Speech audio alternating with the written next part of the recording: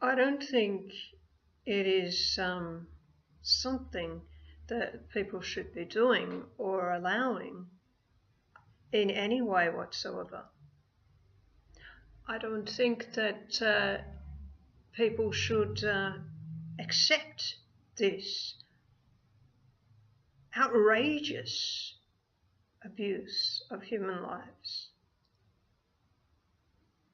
I do believe that a lot of humans have been duped by people purporting to be elite scientists. And what is an elite scientist when they're peddling a scam? They won't be questioned, they handshake with the government, and they indoctrinate and tell people they have to do something, or they will be forced. That is not atheism, it is not science. It is so far from being free from religion.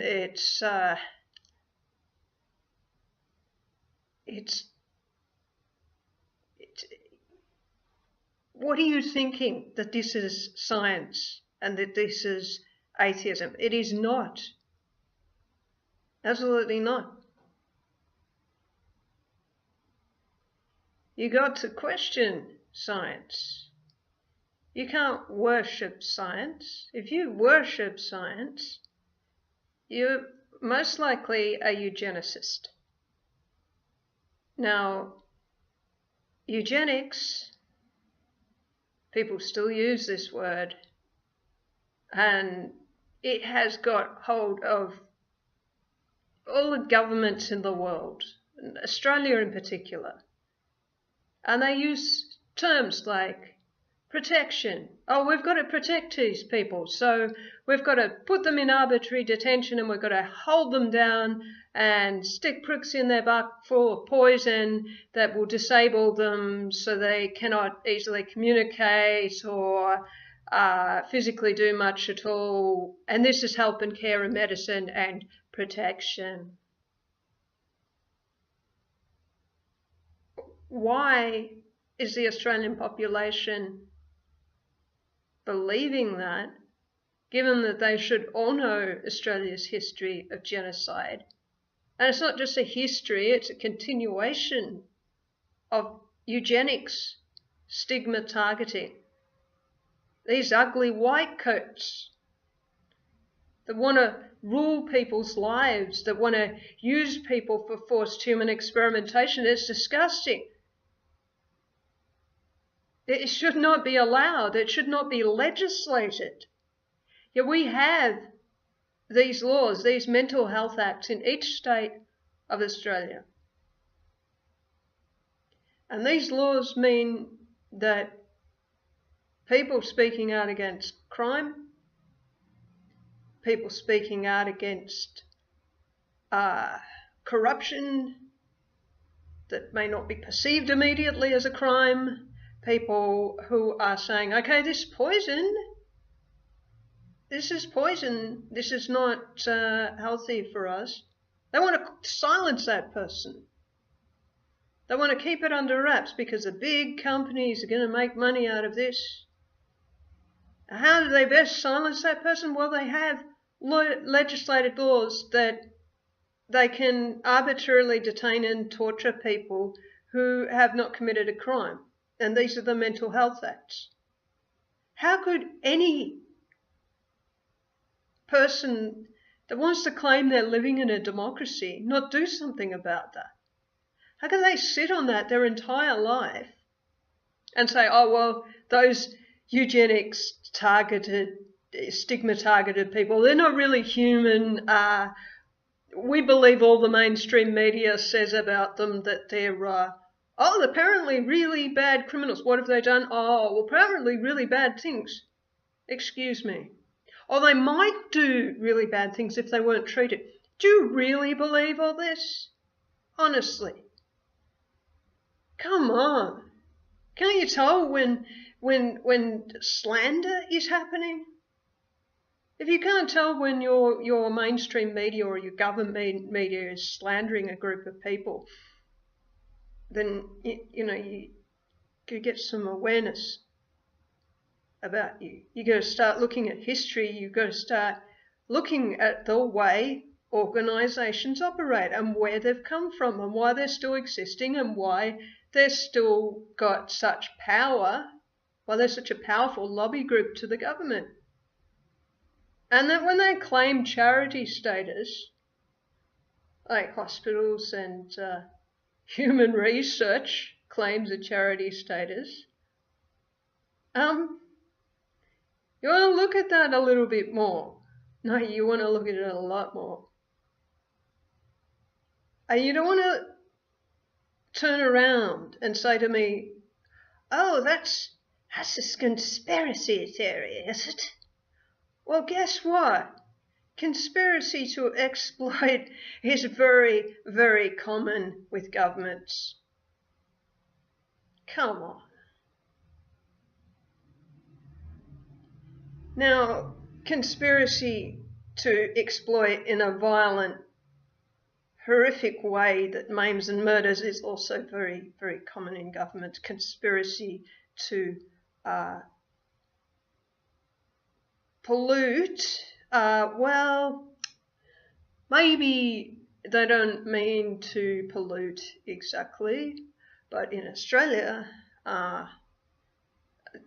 that's actually happened deliberately in the past. They deliberately polluted people's water supply and food supply. Deliberately. Genocide. So I'm not saying there's some sort of conspiracy to pollute. I'm saying there's a conspiracy to exploit, and they don't give a stuff whether they pollute the lands and waters here, because they're just fly-in, fly-outs. And they go, okay, well, we've got our little sanctuary on that island somewhere, or we've got that sanctuary in that high tower somewhere. And maybe they do, maybe they don't. Maybe they're thinking that they're not going to live that long. Maybe they just don't think.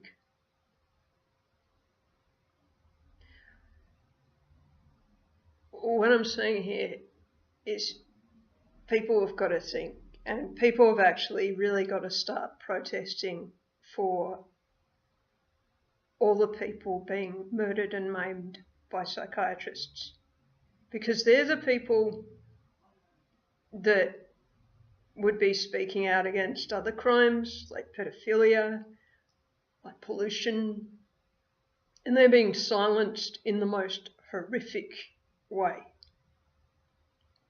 They're having chemicals forced into them so that they become sensitized to these chemicals.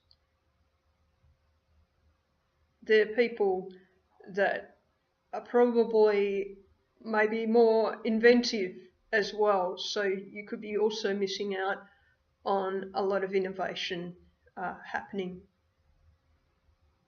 They're not people that repeat and recite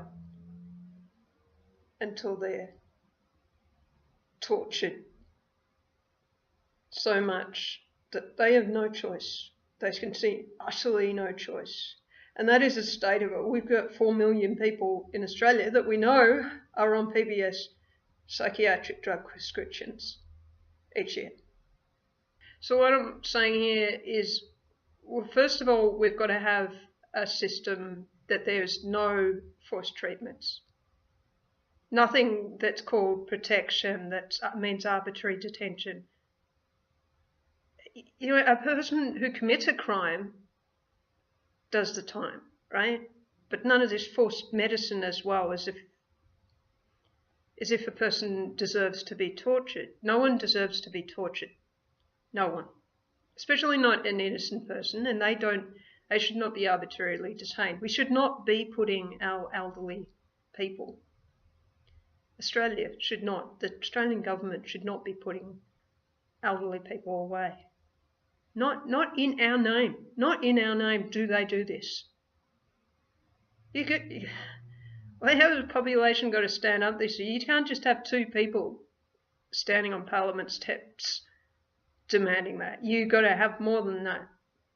You have 100,000 people at least for all the people that die each year from forced psychiatry. How about that? Do you understand where I'm coming from? I hope you do. I hope you do.